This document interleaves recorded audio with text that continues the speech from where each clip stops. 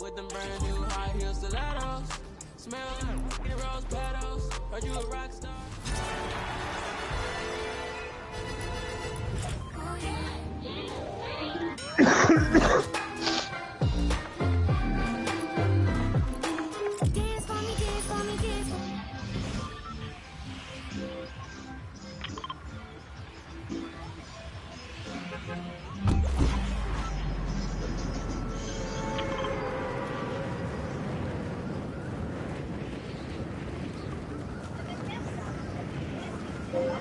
Anybody got a radio on?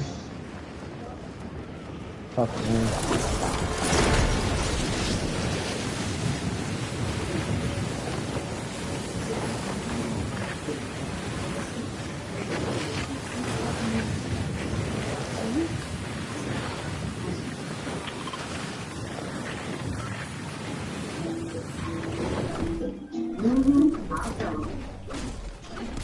Billy, we need to go to the principal's office.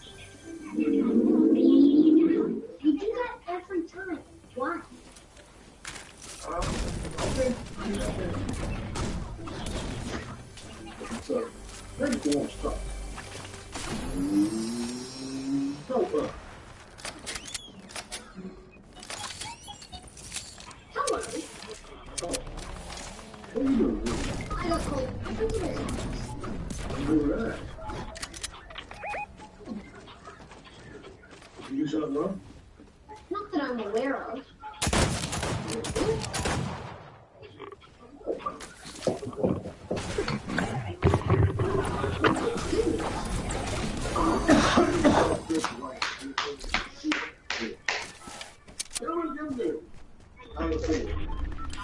What's up? PSA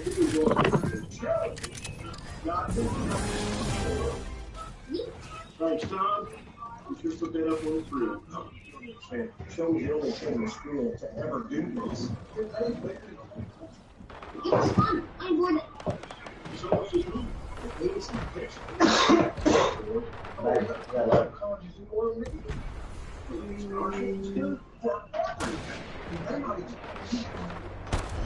I mean, When was the last time you watched me? come on. Last week, like I was listening to that.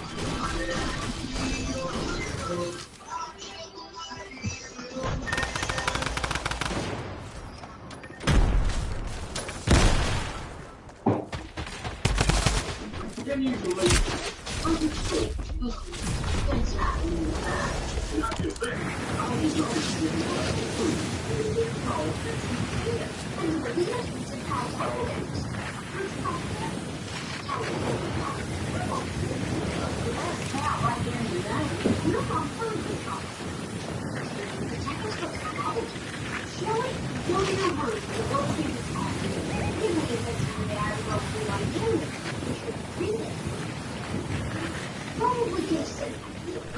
Well, dry, bro.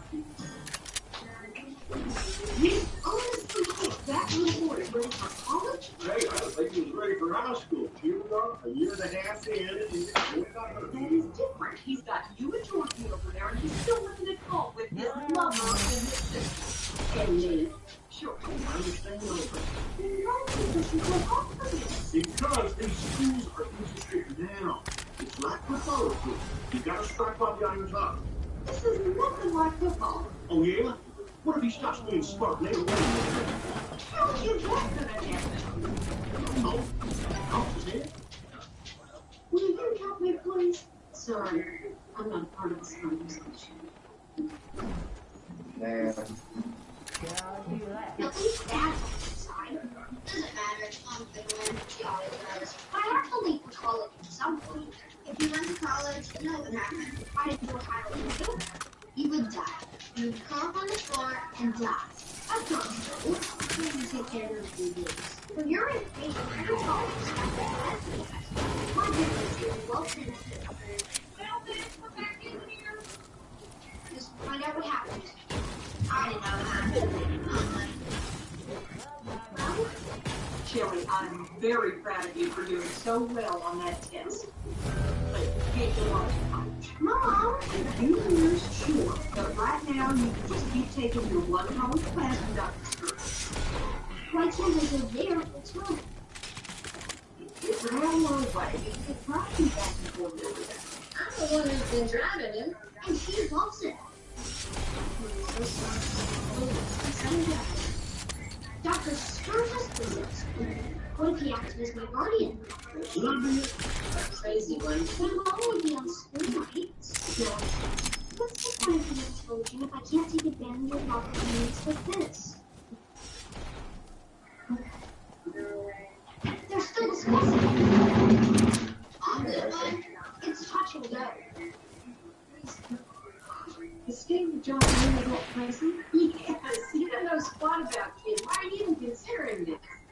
Well, the Lord gave Shelly these abilities. Look, one big one holding the Okay, I'll ask. I'm pretty sure I know what answer you're going to get. Sure. What the heck? Do you really think you could handle living with a 10-year-old? Oh, he's totally biologically dead. So was Sam. John, I don't think you realize the responsibility involved here. Well, why don't we have a trial run? Have him spend a couple days with us and how it goes. Trial run, huh? Like the space program. You don't send people out right away. You start spinning them around in that thing that makes them throw up. I don't know. I mean, the fire appearances, I'm not so stereotypical. Professor who can't take care of it. No, I wasn't doing it. Yeah,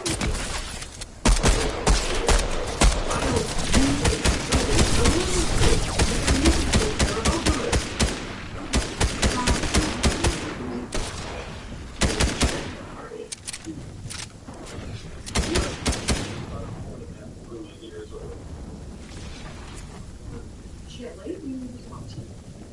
All right. Nemo spoke to Dr. Sturgis, And? and he was open to you saying, Yes, when can I go? Now, hold on. Before you get ahead of yourself, this is just a trial run for one night. and even if it goes well, you're not starting college tomorrow. It's just to see if this is an option for you. You understand? Yes. The prospect of advancing to the next stage of academia had me feeling giddy. And on top of that, I got like a suitcase, which is like playing Tetris, but with underwear.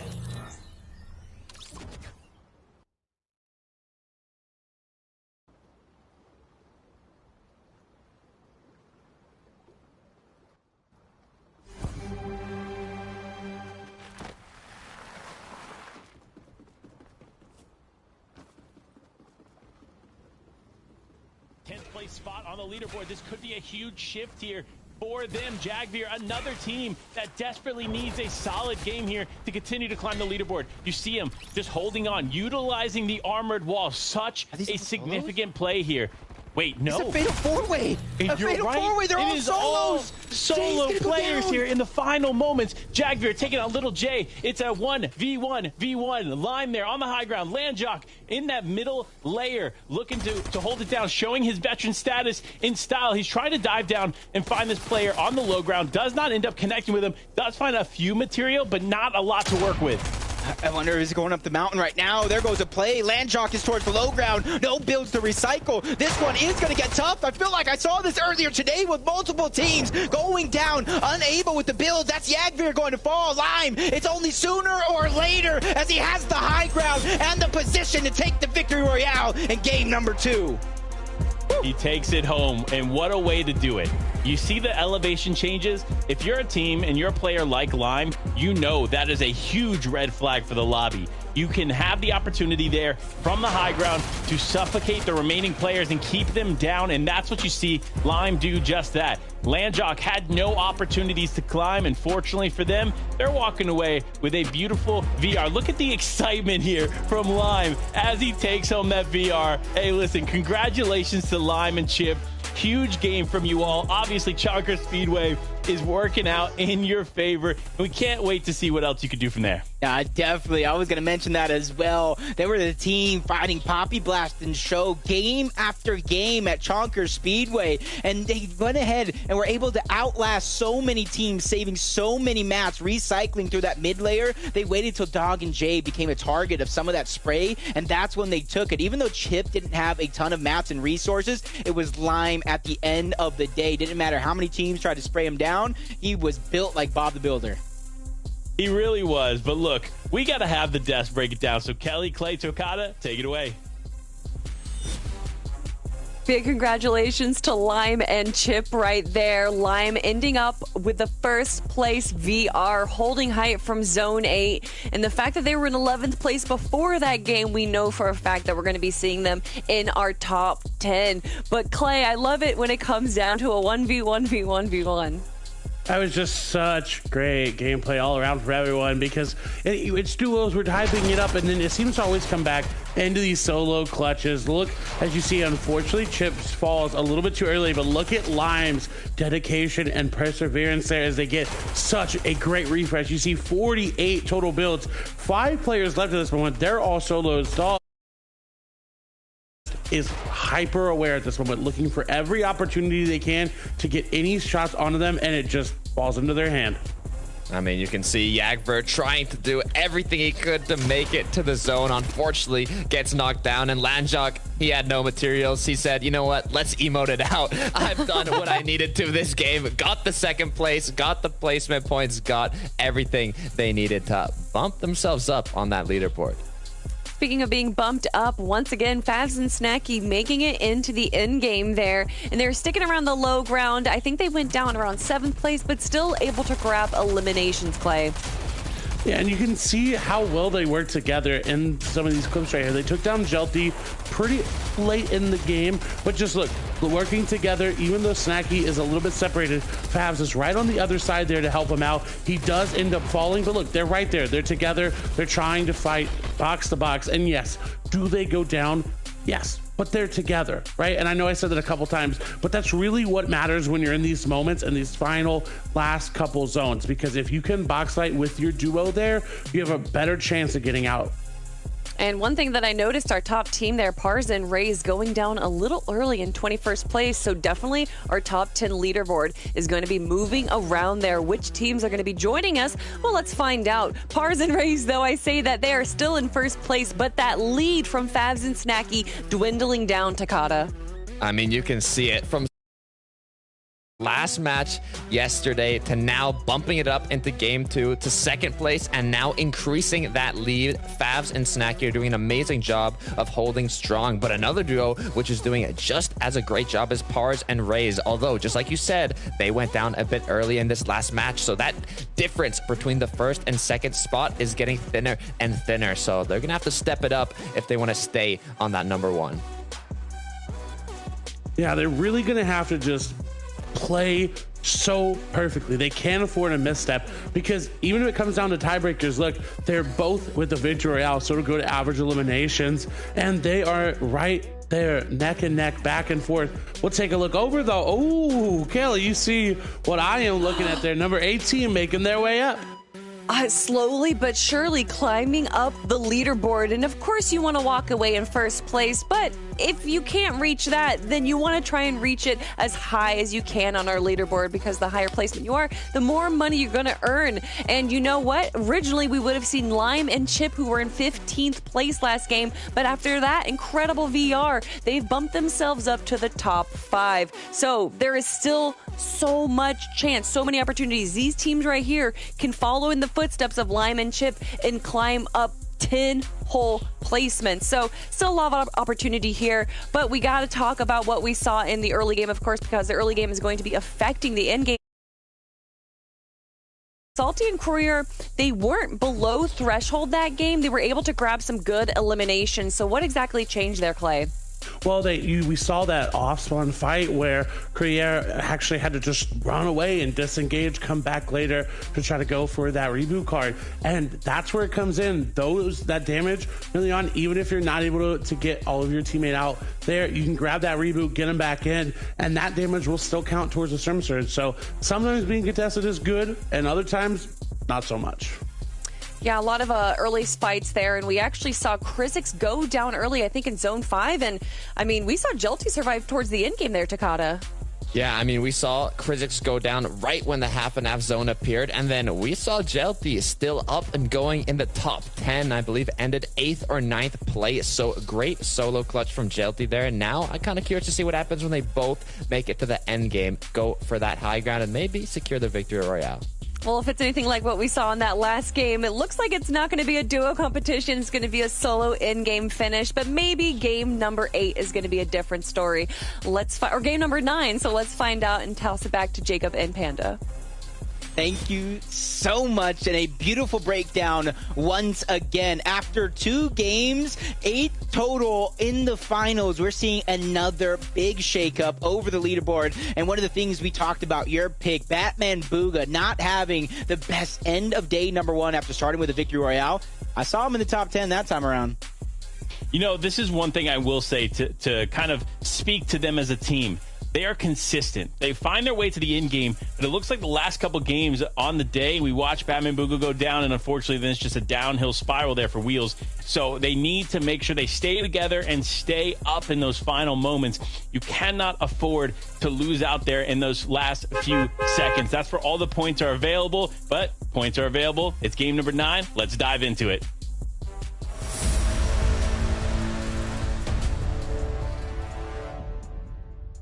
Game number 9, just saying dive into it. I'm ready to go straight in to the deep end. This is the first of what I like to call 2 different swing games. Game number 3, game number 4 on the day. Depending on where you're at on the leaderboard after these 2, game number 5 and games number to have to make the most adjustments here as you see Favs and Snacky talk about adjustments, giving up that Greasy Grove on over to xyaa and Jelty just so they can have their loot uncontested, and it's done wonders here for them as you see them in 2nd place. Yeah, it's still an interesting decision here because I never really saw them fight their early game once they were landing there, but nevertheless, the split is clearly working in their favor as they continue to maintain a top spot there on the leaderboard. But no, speaking of top spots, it's Lime, our last game winner here, going down really early. So now Chip left by himself, going to have to try and clutch it up here with all of these players contesting Chonkers. I have to say, there's so many players on the mountain above him, one directly into Chonkers. You see players towards the outside. So after a big victory royale in that last game, Chip is going to have to dig deep to get his teammate Lime back into the game with a reboot. But Trey and Kiowa, they go down early to Nigel and Angel. That's been a skirmish we've already seen in back-to-back games with those victor of Angel and Nigel coming out on top in both of them. Yeah, which is kind of interesting, right? You see them being able to hold it down and be consistent. That's what you need here on these finals day. Consistency is going to be key, which is why Lime and his teammate are going to struggle here a little bit. Poppy Blast and Show getting the advantage of Lime there pretty early on. getting that elimination on the board, this is a turnaround game. Despite them being in 41st place, they still have the opportunity to earn some more cash. So they're going to be working towards it. They're going to focus on getting these eliminations. They're going to focus on being top tier here in Chonker Speedway and ultimately walking away with some more points on the day. Yeah, I like the way you said that. In fact, I love the way you said it. Even though some of these teams, depending on where you're at in the leaderboard, you're going to need multiple victory royales to take that first place. If you're not as lucky to let that happen, and tiers of placements where you're just getting more and more money, 45,000, 36,000, 28,000. So there's still so much to earn and line your pockets with here. But Chip, like I said, he's going to have to dig deep into this one to come out with that victory as Lime, his card is kind of being watched over by Poppy Blast and Show, and then that other team that they know is nearby, possibly interrupting any attempt Chip can make to save and be the hero. Yeah, this is really interesting. You see Beast there in the distance with Remy potentially causing some disarray here for this team, but they stay close. They do not want to let Chip walk away with Lime's card, because once Lime is back in the game, all bets are off, and they have so much potential as a duo together. However, the one thing I got to see, right, is Chip be patient. This team has always been extremely aggressive early here in Chonker Speedway, and you actually see the breakdown there for a moment. It really is very split. Chip needs to get that car, but no, as I say that, actually immediately starts driving towards the team, ends up taking a decent amount of damage on the vehicle, but no damage on him. So that's a really, really good way to break it down. You love to see that, and you love to see Doritos and Kytrix yet again in another engagement north of Camp Cuddle. Yeah, this is where it gets a lot of busyness, a lot of action likes to go down here, and Kytrix and Doritos trying to change things up, making sure to farm, get that piece control, which we've seen throughout multiple games is so important in these off-spawn exchanges, having that control, being able to weave in and out, but they're separated yet again. Cyphers and Diego snip that one out from a mile away. They get that knock on the Kytrix. That makes Doritos' job that much easier, but ahead from the top, he pops him, taking that shield down, but Cyphers and Diego with that elimination and Siphon, they're going to be able to slow it down for themselves, get that HP and shield back up before they go hard and fast yet again.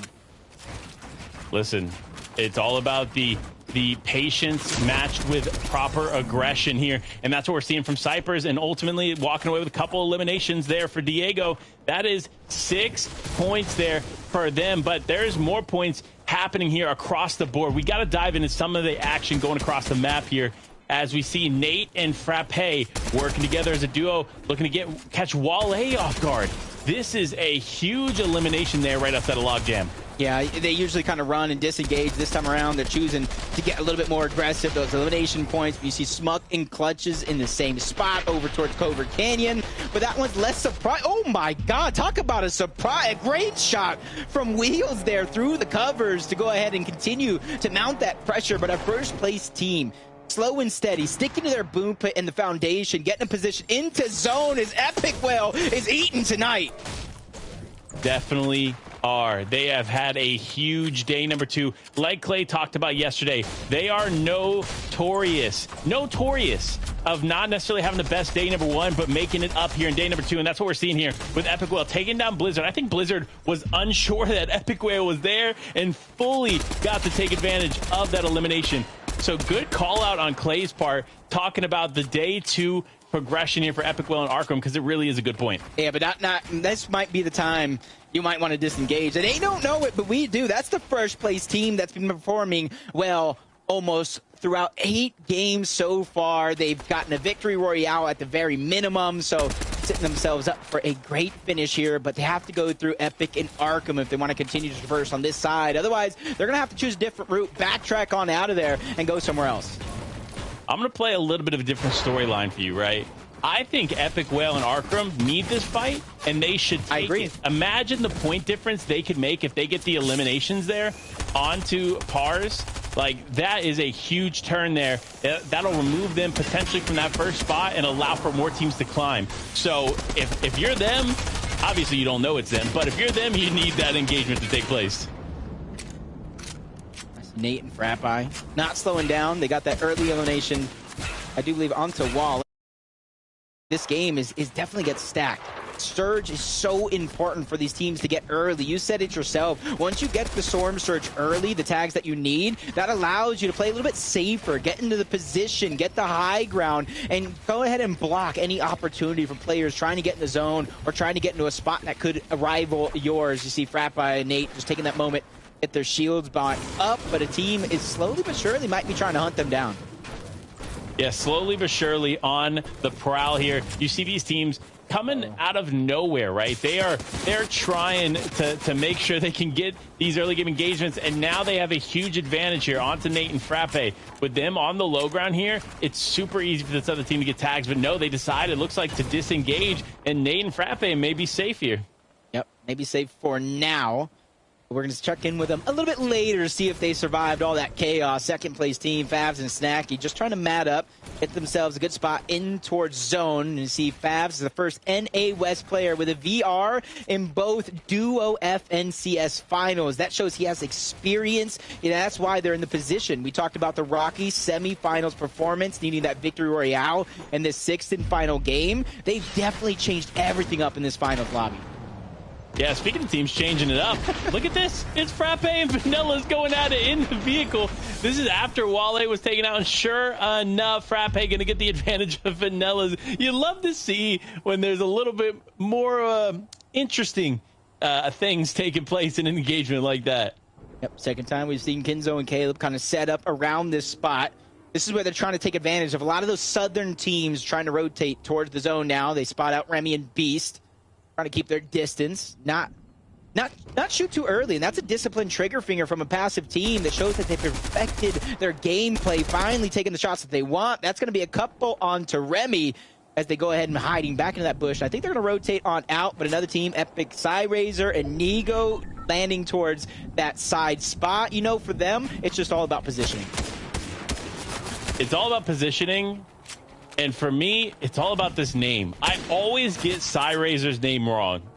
And so I'm going to make sure that I take the time and not get this wrong again. Cyrazor and Nico doing a great job here. They need this game. They need a lot of games here to continue to reach up. Because, again, the more placements you go up, like once you get in the top 10, 10th place is 4,000, 9th place is 6,000, and that number just continues to go up. So a top 10 performance from this team is huge because there is so much money, life-changing money on the line. Yeah, you can see, I think that was defiable in school. They're trying to hold Arkham and Epic outside of the zone. They're going to try to use those barrels, but Vibesy and Slixy, who's just living on a prayer, where Vibesy's going to have the brunt force of this work to do and tries to alleviate the pressure, but Slixy is still being pressured by Frappi as him and Nate reunite for that short moment, whereas Vibesy and Slixy are trying to do that same exact thing. 3 med kits, a shield keg, more than enough to get Slixy in a healthy manner. It's just, it looks like they're just trying to disengage, get out of this spot and travel to the zone, but Frappi and Nate, you know how aggressive they like to get. They're not going to let this one go easy. No, they're not. And honestly, looking at the position that Vibesy's in, not a lot of ammo to work with across the board. So needs to be super careful as Frappe is trying to get the advantage. This is all just moments after they kind of took some shots at them. You know what I mean? So, so Frappe and Nate said, you know what? You're not just going to take shots at us and get away scot-free. So that's why you see them diving in here, trying to take advantage of these players. Does end up getting in the box, but unfortunately, the other player, it is Vibesy, gets away, shots exchanging. Frappe not looking the healthiest. Is going to have to stop and heal a little bit here. But Slixy now going up against Nate. Nate by himself here. It was almost a 2v1 situation. Nate really needs to be careful in a situation like that. Yeah, I like the way Vibesy down low, just going and continuously alleviating that pressure, but Slixy is unable to get that med kit off because of Frappi and Nate continuously knocking at his front door. As you see Storm Surge beginning to be a prevalent thing once again. They're 656 above. Wow. They don't even need this. And look at the minimap. Another team threatening to third party this exchange and go ahead and take advantage of their positioning. But Frappi and Nate, they sense that one coming, see them towards the high ground. They're going to try and disengage and make their own journey to the circle. Yeah, and you see it's actually Russo and co. over there on the high ground, and the focus ended up shifting towards Vibesy. That is the worst thing that could have happened, right? I don't think Vibesy knew that they were up there, and they started to rotate there with the Spider-Man web shooters, and unfortunately, that was like a huge red dot on their forehead for Russo and Co to just start focusing them. But now, a team that's not being focused, it's Salty and Crew Yor. They have a wall open here looking for those tags, but you got to be careful, because if you leave that wall open for too long, you'll end up being the focus from another player. Yeah, just waiting for those opportunities. And we've seen it almost all day long, especially when you're way above, but they're peaking right now, Panda, because they're only 53 above. It's something that's in the back of their mind, regardless of it's going to be a threat here or later, as Caleb and Kinzo, they're going to be 60 above. Rexy and Dynamic, they're going to be 68 below. They're trying to put the pressure on the Tabard and Cause, but there's also another duo there, so they have options. I do believe that might be Slicks and Day, as they're just continuously trying to put the pressure, going as quick as one below. You see them drop back down to 22 as they continuously try to put those shots out. Salty, though, and Jordan have very little to worry about. Went from 50 to 104. They're finding their necessary tags. Rexy and Dynamic, they got what they wanted, but they want even more as they got the knock onto Slick. This is where they're going to try to break down the covers and go ahead and bring them into their box, but Slick was able to get his teammate back up, so they're going to just engage from this fight because they got what they wanted. Well, and you have to think, too, going through Dynamic and Rexy's head, they're like, okay, look, we're top 10, right?